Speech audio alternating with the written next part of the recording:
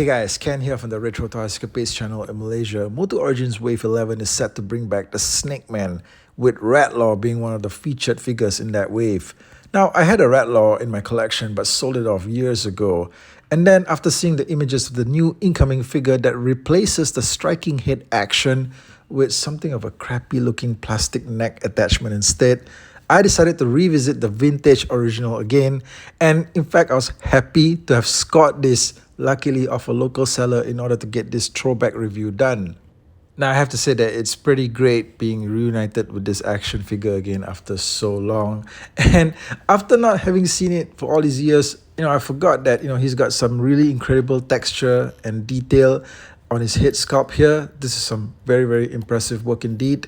And what's even more impressive is the fact that he comes with a posable head. Alright, even while being attached to an action figure gimmick like his extending neck, they still allowed for the head to be able to turn around. And I forgot that he could do this, right? So this was definitely a pleasant surprise. As you may expect, Rattlor's torso is enormous, okay, because of his action feature that requires an extending neck to be placed within. But this allows for some very good detailing here, and a very good look for him, okay, very muscular. And he also gets this cool Snake Man emblem on his belt buckle, all right, this is all new for this figure. And I gotta say that all around him, all right, if you turn him around, you get this very nice detailing on his arms. It kind of looks like blue, yellow, electricity, something electric that's just flowing through him. Right, like he consumes something and just powers up. You also get the same detailing here on his legs, very nice. And his feet are pretty new as well. These are all new tooling parts, and they look bulky. Right, you need something pretty bulky definitely to hold up something like him, especially when he's got his neck extended, as you'll see later. On the back of the figure, you get more amazing detail and paint applications. The paintwork on the tail especially, this is fantastic. Look at this thing, all right? It's got paint shading where colors blend together. I forgot that this one had it. And in fact, this is the same paint shading that we see on the new Origins figure that's coming out. It's very rare that we get Masters figures that have these kind of paint applications. So it's fantastic to see that. In fact, they've retained this from the original. Okay, I've got Rattlor here alongside yet another evil-tailed hybrid monster from Masters of the Universe. Here's Whiplash. They both have very flexible but rubbery-like tails. Okay, alright.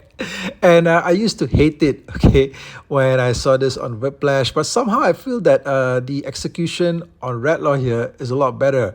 However, they both have very hollow interiors, as you can see here, and this used to annoy me a lot. But then I guess back in the day, this was the best they could do in order to execute a tail attachment to a creature figure.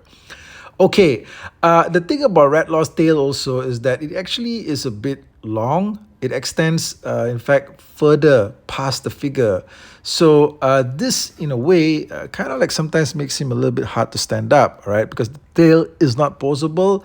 It just sort of like just hangs around there.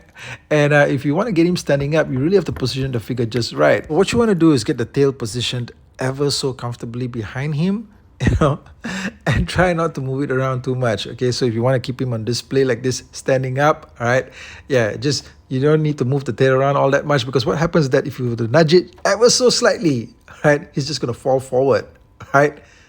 Yeah, just like that. Now, Rattlor also comes with something of a fearsome battle rattle. You just shake the figure around. Okay, he emits this sound. Does it sound fearsome to you? I suppose this is the same technology that baby Rattle toys use, okay, in order to pacify a child. And apparently, it also can strike fear. That's right, in the heart of the enemy. Okay, Rattlor's other key feature is his quick striking head. So what you need to do is find this button located on the back of his belt buckle, press on it, and his head just pops out. Pow! Just like that. Isn't that amazing? This is all you need, okay, to have it all just built into the figure. You don't need to disassemble anything, strap on anything else, and make his head lunge out. Just press a button, and it pops out. Pow, just like that. Okay, this is retro play. Now just imagine it. You're staring down your most hated enemy. And then, with just one quick move, you take him down. Pow!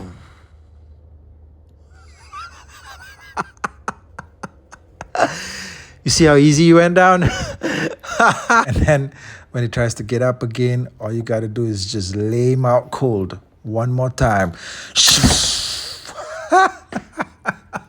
Okay guys, so that's the video. I wanted to do this throwback just to confirm to myself if the omission of the action feature on the new incoming Origins Rattlor figure would make a huge difference in terms of play value. And I'll have to say that hell yeah it does. Okay, let me know your thoughts in the comment section below, and I'll catch you guys again real soon with more content. Take care out there. Okay, that's enough now, Rattlor. I've got things to do. Come on now, buzz off. Don't lose your skin. Okay then, look, let's shake on it, shall we? Okay then, yeah. Stupid bee.